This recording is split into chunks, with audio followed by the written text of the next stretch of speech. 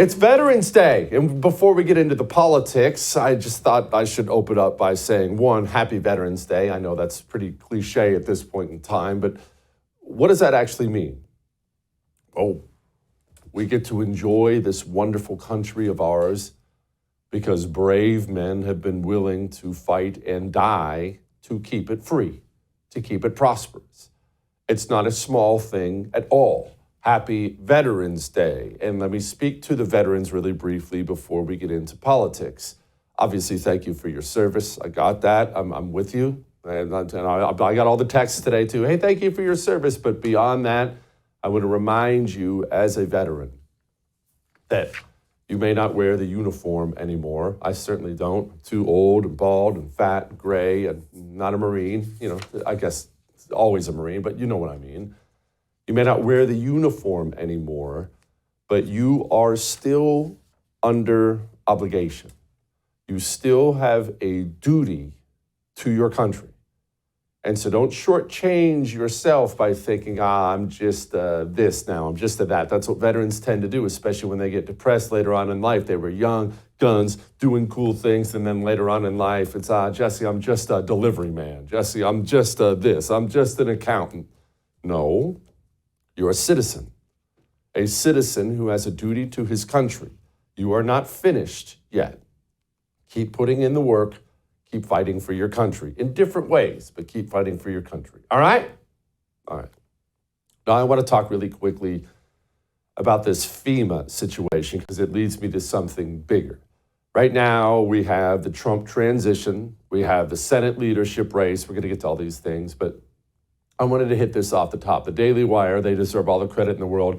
It's their story. They broke it, and it has most definitely since been confirmed that there was an employee at FEMA, a FEMA official, who told hurricane relief workers to skip homes that had Trump signs on them. They were going around, checking in with these homes, getting people signed up for some sort of relief, some sort of government relief, some sort of government help. And this lady sent out a memo and apparently said it in a meeting. Hey, if they have Trump signs, screw them. Skip over the house. And it was done. From the reporting, it looks like it was 20 houses at least with Trump signs didn't get any help because some evil witch communist with FEMA told those homes, told the workers to skip those homes. Now, why would I bring up a story like this? One, it is a big story. I wanted to bring this up at two. I wanted to explain something we talk about a lot. Fear and pain. Fear and pain are not things we like to dwell on at all. They're ugly things. But fear and pain are the only thing communists understand. Communists are religious zealots. As we've talked about before, you need to think of them more like radical Islamists than anything else, more like jihadi terrorists. Well, jihadi terrorists really only have ever responded to fear and pain. Nothing else works because they're religious zealots. These communists are the same. This FEMA employee, she was fired and all that's good to go. So I'm going to say something, and maybe you'll think it's extreme or harsh, but I really genuinely mean it. I'll explain why in a moment. Firing is not close to enough. She needs to be arrested immediately. She needs to be put on trial, and the trial needs to be public. It should be live streamed, covered by multiple media outlets. When they describe her disgusting sins, she should be publicly humiliated. She should know that if she is ever let out of prison, which she should not be, that she should have to change her name and location because the shame of what she's done is so evident on her. And then after a public trial, a fair trial, she should probably be sent to prison for the rest of her natural life. Now, maybe you're saying that's extreme. It's some hurricane aid. No, I think you need to understand exactly what we have right now. We have a government full of these communists. Full of them. Government agency after government agency, from the FBI to FEMA to this, to that, full of these rabid little animals who will use their power in a way that is not lawful. They will use their power to attack their political enemies. Using your position with FEMA to deny aid to people who you disagree with politically is so deeply evil that it shows this human being is not fit for public consumption. And so what do I want? I want every other communist currently sitting in government, and there are many, many, many, many, many of them. I want them to look at what happens to this woman, and I want them to be afraid. I want them to be afraid that one day that knock may come on their door and that public trial may happen to them. And maybe you think that's too harsh. They don't have any other way they will learn. To be honest with you, firing is not even close to enough. That doesn't instill fear or pain in the communists who are there. Communists must feel pain. If they do not feel it, if they do not fear you, then they will abuse you without end. It is sadly the only language they understand. And so going forward, as we have talked about before, this is not the first time I've said it, you will know the United States of America is on the right path, the path to cleaning out the corruption, the path to getting this government right when government people start going to prison. Not firings, not resignation, not relocation, not early retirement. No. All those things are just fine. No. Prison. Crimes have been committed against the American people by this government, and government must go to prison. Government people. Which brings me, that brings me perfectly into the Senate leadership fight right now. So I warned, if you watch the show, you're not Johnny come lately to this. You've known this is coming. I've been warning you about trouble coming from the United States Senate. So allow me to explain.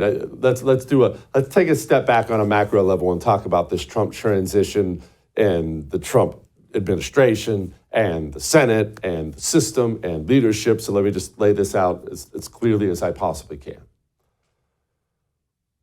Donald Trump and Donald Trump's team, if we're to believe what we're seeing right now and what we're hearing, they are on a mission. They believe the American people have given them a mandate to fix a lot of things and to clean out a system that is evil and corrupt and broken, a system that no longer serves the American people. And if you look at Donald Trump's appointments, which we'll get to those maybe in a moment, but if you look at Donald Trump's appointments, it looks like he's completely committed to that. In fact, you know what? Let's get directly to that. I want you to watch Tom Homan. He sat down with 60 Minutes. He was being asked about illegal immigrants and this and that. And this kind of commitment is exactly what we need. We have seen one estimate that says it would cost $88 billion to deport 1 million people a year. I don't know if that's accurate or not. Is that what American taxpayers should expect? What price do you put on national security? Is that worth it? Is there a way to carry out mass deportation without separating families? Of course there is. Families can be deported together. That's exactly what we need. Trump looks committed this time to getting it done right. He announced over the weekend, Nikki Haley need not apply. Mike Pompeo, sorry, no more deep state here. But that brings me to the Senate leadership fight. You think, and I think, that the Trump team, that Team Trump has a mandate to make major changes, and you're correct. I'm correct. The American people went to the polls and wiped Democrats out because the American people are sick of how this evil government has been running things. They're sick of a lot, and they want things to change. Okay, we're all on the same page, right? We're all on the same page. However, there's something we have to understand. We've got to get through this through our heads. GOP leadership, they are locked with the communists in this. They don't want anything to change. You want everything to change. You want the corruption cleaned out. You want the evil cleaned out. You're sick of the FBI. You're sick of an open border. You're mad about this and mad about, and you are correct about all those things you're mad about. But if you are in GOP leadership, one of these swamp rat types, the corruption is your entire existence. Think about them as if they are criminals. Think about them as if they're Italian mafia people. They're mobsters. They don't want some kind of crackdown on the mob. The mob is their entire life. Being a swamp rat is how guys like John Cornyn and John Thune exist. And I said all that to say the Senate leadership fight, there's going to be a silent vote on Wednesday. The Senate leadership fight is not a small thing, it's a huge thing, because if we go elect John Thune or John Cornyn as the new Senate majority leader, well, here's the truth. They are going to fight Trump in every way possible because they don't have the mandate you think they have. They will see themselves as having a mandate to stop him. You think John Cornyn, John Thune want to rein in the defense contractors? You think John Cornyn or John Thune are going to get the FBI in line? They will see themselves as the sword and shield of the government, not the sword and shield of you. And this is not me sitting here telling you that Rick Scott is some kind of saint because he's the only other option. I know his gun control past is gross. I'm not telling you there are great options, okay? Right now there are three, but it is a big, big, big, big, big deal. Mitch McConnell, let me just explain it this way. You've seen everything Mitch McConnell has done to try to impede Trump. He's done everything he possibly can. If it's John Cornyn or it's John Thune, it will be a continuation of that. And that is a really big deal when you consider Donald Trump is going to need Senate confirmations. You know, you don't just, as president, you don't just get to say, hey, you go be my attorney general. You're the one I pick.